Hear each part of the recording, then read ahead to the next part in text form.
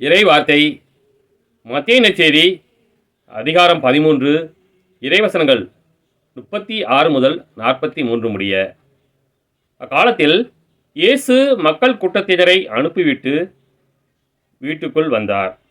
அப்போது அவருடைய சீடர்கள் அவர் அருகே வந்து, வயலில் தோன்றிய களைகள் பற்றிய உவமையை எங்களுக்கு விளக்கி கூறும் என்றனர்.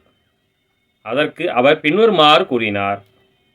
நல்ல விதைகளை விதைப்பவர் மானிட மகன். வயல் இவ்வுலகம்.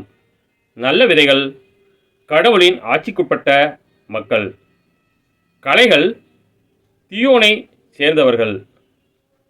அவற்றை விதைக்கும் பகைவன் அலகை. அறுவடை உலகின் முடிவு. அறுவடை செய்வோர் வானதூதர்.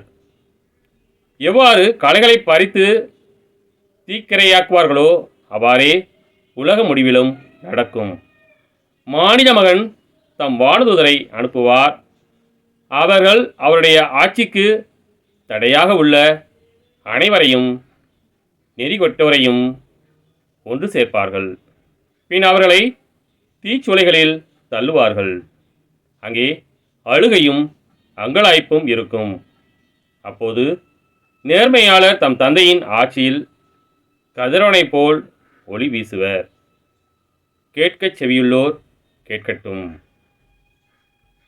கிறிஸ்துவின் நற்செய்தி.